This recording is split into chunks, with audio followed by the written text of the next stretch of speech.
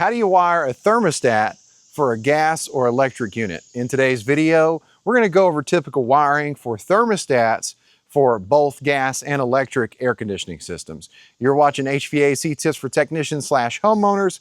I'm Tad. This is Taddy Digest. Let's get started. The first unit we're looking at is a gas split system. This is what the indoor section looks like. We've got an indoor coil that sits above a gas furnace. And then there's an outdoor section, which I'll show you in a moment. The thermostat's power comes from this gas furnace. The first thing you want to do before replacing a thermostat for a split system like this is disconnect the power to the furnace, because our thermostat wires are located on the control board, and those stat wires go from this furnace to that thermostat. What happens if you don't disconnect the power? See this fuse right here on the control board? This is a blade fuse. Usually you see a 3 or a 5 amp. If you don't disconnect the power and you touch the C to the R, the wire that goes to C to R, which is 24 volts, together, you could short out and pop this fuse. And then you might have to replace it. Now that might not be a big deal if it's inside of a closet like this, but what if it's in your attic and you have to go in there just to replace this fuse when you could have disconnected the power before you replace the stat and then reconnected it and no replacing a fuse? You might not have that fuse. Here's our outdoor unit. When you've got a split system, you've got an indoor and you've got an outdoor. And since this is gas, we got a coil inside, we got a gas furnace, and then we've got our outside condenser. Now, let's go look at that thermostat. This building has 2 gas split systems. So we've got 2 thermostats. This thermostat has a reading on it. You can see the reading right here. If we click the button, it's going to light up, says 83. Now, if you look at the other thermostat, look what it says. It says something at the bottom left-hand corner. It says replace battery. Why would this have a battery and this thermostat not have a battery? I'll explain to you by taking these faceplates off. You can actually see the wiring differences. So the first thermostat that said replace battery doesn't have a C connected. When you have C and R, that means you have 24 volts provided to the thermostat. Since we don't have a C, we have to have batteries. So some thermostats contain batteries and some thermostats do not. This thermostat contains batteries. This one does not. But you could put batteries in here if you didn't have enough thermostat wires to provide yourself with that extra wire to go to C.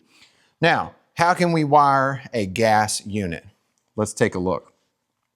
So we've got a white wire going to W, which is our call for heating.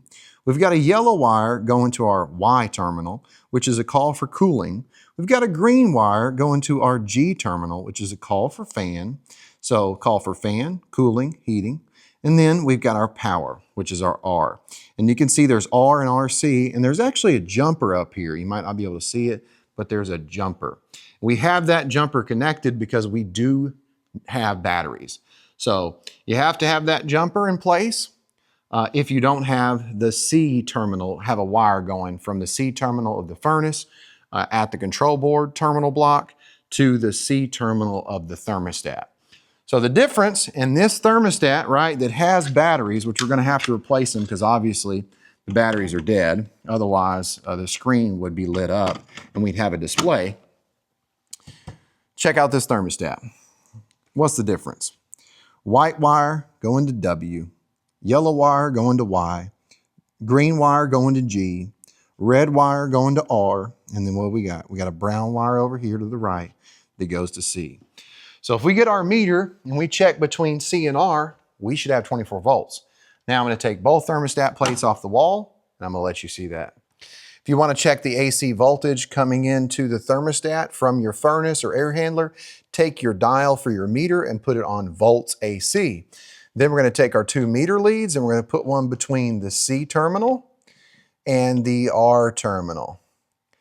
And you can see we're measuring basically nothing to the first thermostat that doesn't have the C wire connected, right? Now, second thermostat going between the C terminal and the R terminal, we've got 27 volts. So this thermostat has 24 volts coming from the furnace. So batteries for the first one, and then no batteries for the second one. And for this gas split, since it's only single stage, we really only need 4 wires if we're using batteries, and we really only need 5 wires if we're not using batteries. And this is single stage. So it's single stage cooling, single stage heating. What does that mean? That means it has only one stage. So when we turn it on cooling, it doesn't go from one stage to the next stage. There are 2-stage equipment and single stage equipment. How will you know the difference? You'll have a Y1 and a Y2. You'll have a W1 and a W2. We don't have that. We have an R, W, Y, C, and G, and that's it. If you want to take a wire off, you want to install a new wire, you may need a thermostat screwdriver. This is a thermostat screwdriver, and I'll post a link to this product. Also, some thermostats need to be programmed.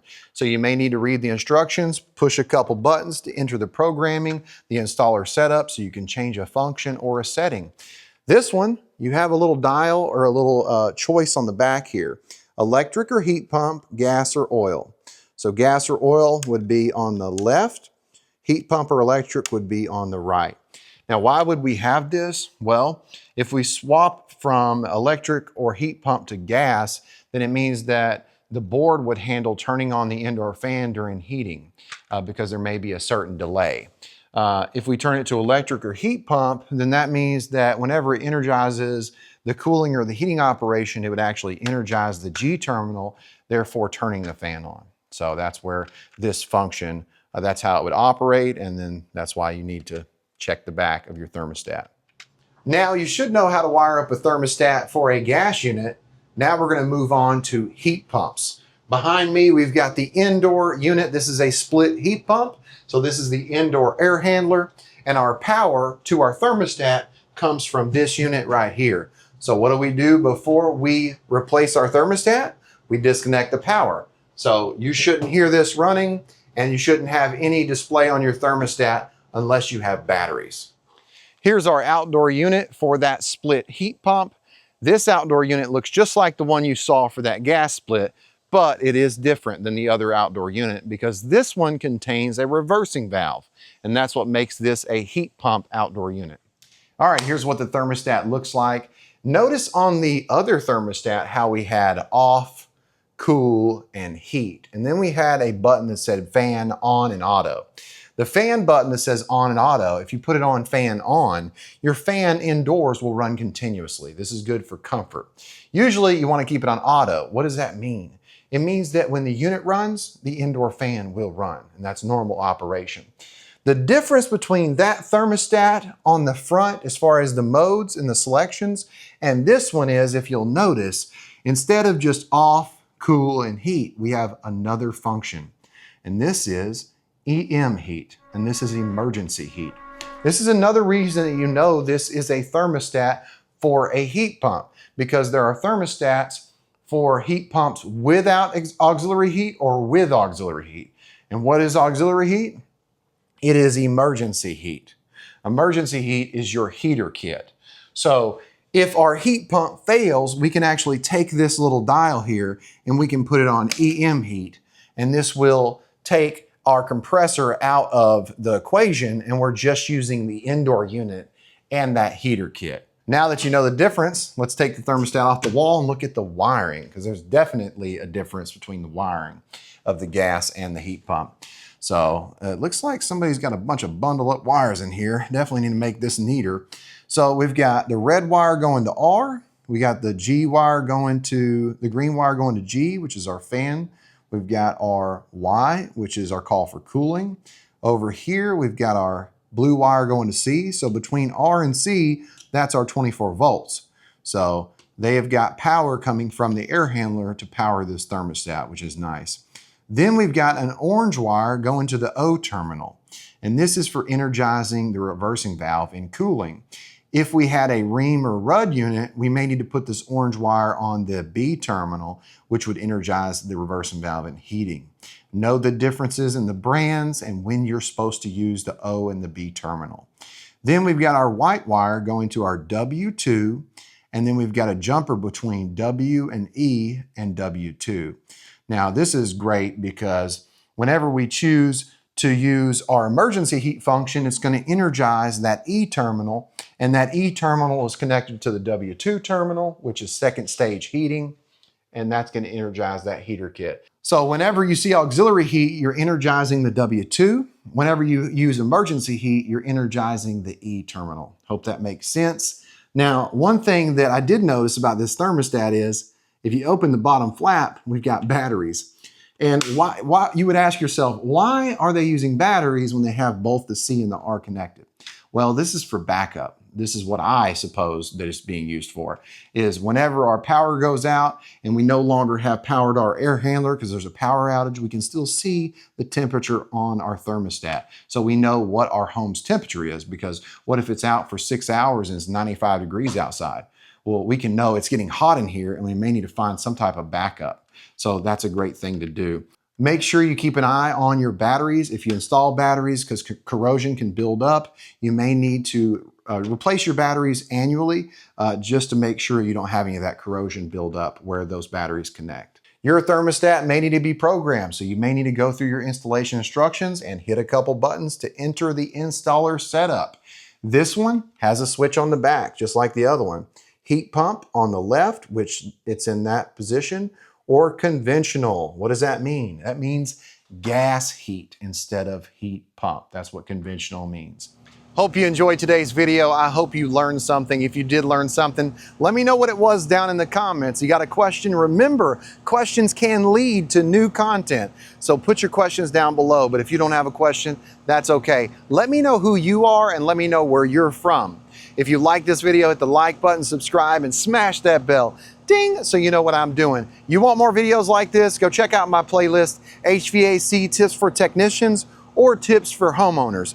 I've got hundreds of videos of live experience in the field as a technician to help you be a better technician. And I've got hundreds of videos to help you learn more about your air conditioner or how to save money with your air conditioner as a homeowner. You've been watching HVAC Tips for Technicians / Homeowners. I'm Tad. This was Taddy Digest, and I'll keep you cool if you let me.